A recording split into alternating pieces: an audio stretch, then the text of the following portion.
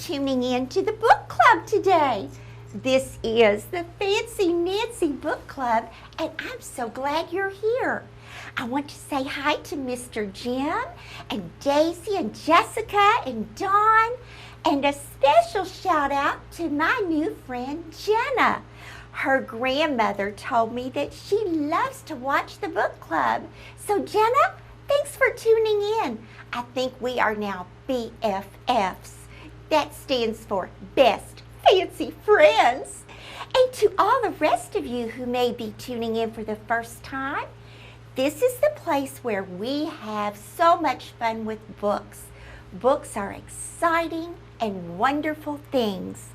Wonderful and exciting are fancy words, and I just love fancy words. And I always learn new ones when I read books. You know, sometimes, well, most of the time, on Fancy Nancy Book Club, I begin the show by talking about the books we're going to have that day and maybe a theme. A theme is a fancy word for like a subject that all the books might share. Remember that time all my books were about water? And remember that time all my books were fairy tales? Well, today there is a theme too.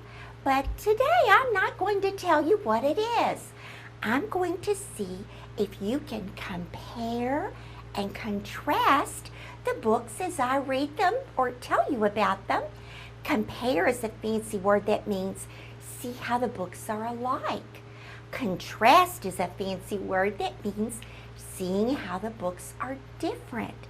And maybe after I tell you about all the books, you will be able to tell me the theme of today's selections. Well, one thing they have in common, I will tell you right now, all of these books are new. They were published in 2015, so they are very new books. Published is when the author and the illustrator and the editor and everyone works together to make the book just right. And then they take it to the publishing company who prints all the copies of the books and sends them out to bookstores and libraries so we can read them. Well, let's get started with today's first book. It's about a little guy named Marty. And you can tell by the cover, Marty looks like he's a little bit stressed. He's got that look on his face. He's running. He's kind of dropping things behind him. He is in a hurry, and it doesn't look like it's for something fun. He looks a little scared. Well, it says totally tardy, Marty, and we think about tardy when we think about school and being late. Now, Marty is not a bad boy. He is a very interesting, curious boy. And it was school day, it was Monday, and during his breakfast, when he was about to have his toast, he had this brilliant idea. Marty has lots of ideas. He thought, wouldn't it be a neat invention to make toast on a rope?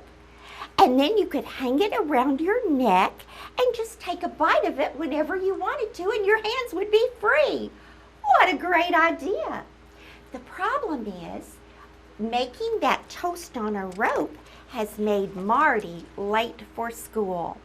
And then along the way, he stops and looks at a turtle and looks at the clouds that just happen to look like dinosaurs, and he is really late for school. Just as he screeches into the parking lot, who does he see? Never late Kate. And she says, "Hello, here's your tardy slip, Marty." She's always on time, and she loves to rub it in that Marty is late. So they call him Totally Tardy Marty. This happens every day. On Wednesday morning, on the way to school, he was determined he was not going to be late. He didn't fool around with inventions. He just stopped for a minute to watch the ants, and then someone had put out a box of free comic books. Who can resist free comic books? So Marty took some, and he saw a ladder by this tree and thought, perfect place to read comics. So up he went. Are you expecting what I'm expecting? He's wasting his time. And sure enough, before long, hello, there comes Never Late Kate, ready to give him his tardy slip. But something happens. The ladder falls down, and Marty's kind of stuck in the tree. Even though Kate offers to help him, he says, nah, I can do it myself. Then he realizes he does need Kate's help, and she helps him out of the tree. When they get to school, guess what? They are both late. And this time, Never Late Nate is there to give Never Late Kate and Totally Tardy Marty their tardy slips. But you know, on the way to school, even though they were late, Marty says something in the book that I like. He says, a tardy slip is just a small price to pay to find out that another person is really great. So I think Kate and Marty might have a new friendship started. I'm not going to tell you how it ends in the story, but I will tell you at the end of the book there are tips from Kate and Marty on how to be on time for school. If you need some of those tips so you can be on time, you might enjoy reading those and sharing them with some of your late friends. The next book I want to share is called Izzy and Oscar. Izzy, this is her, and this is Oscar. He's a kind of a different looking person. Well, that's because he's not a person at all. Allison Estes and Dan Stark are the authors of this book, and the illustrations are by Tracy Dockery, and I think you will love her illustrations. It all begins when Izzy and her crew are at the beach. She says the only time she likes to be called Isabel is if she's in trouble, and she does get in trouble sometimes. While at the beach, she's playing pirate. Wonder if she'll run into Captain Jack.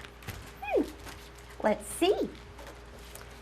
Well, it just so happens while the girl and her friends are hunting for treasure on the beach, they find an X where treasure usually is, and they find this little creature, Oscar, and he's an octopus. Well, since all of Izzy's friends have pets except for her, she decides maybe Oscar could be her pet. So she takes him home, much to the surprise of her mother. Look at that picture.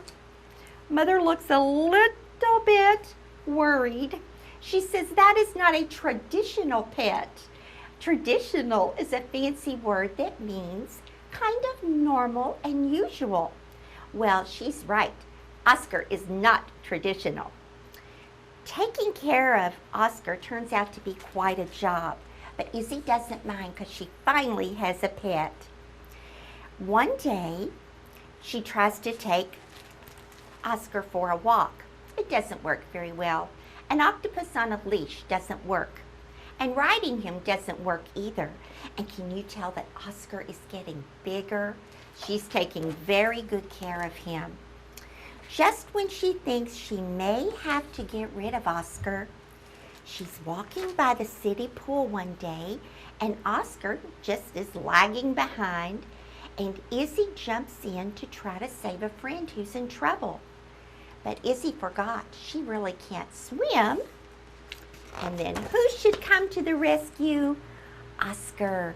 She feels his arm, which is called a tentacle, around her, and he saves her. Now, what's going to happen to Oscar? Will an octopus be allowed to be a pet? Will the city keep him? Will he have to go back to the ocean? I can't tell you that, But I can tell you that there is now a very strong relationship between Oscar and Izzy.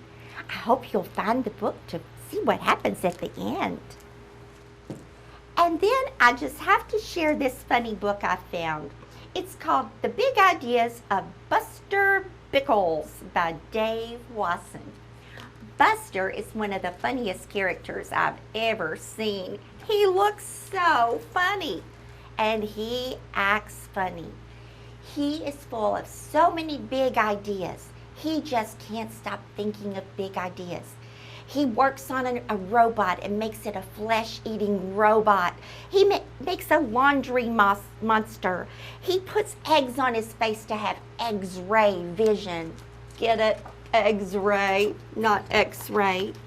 He is so full of big ideas that he just wants to share with his class.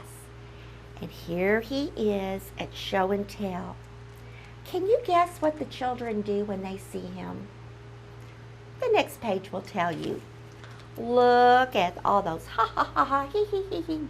The room is full of laughter. They're making fun of him. He doesn't understand why no one likes his big ideas.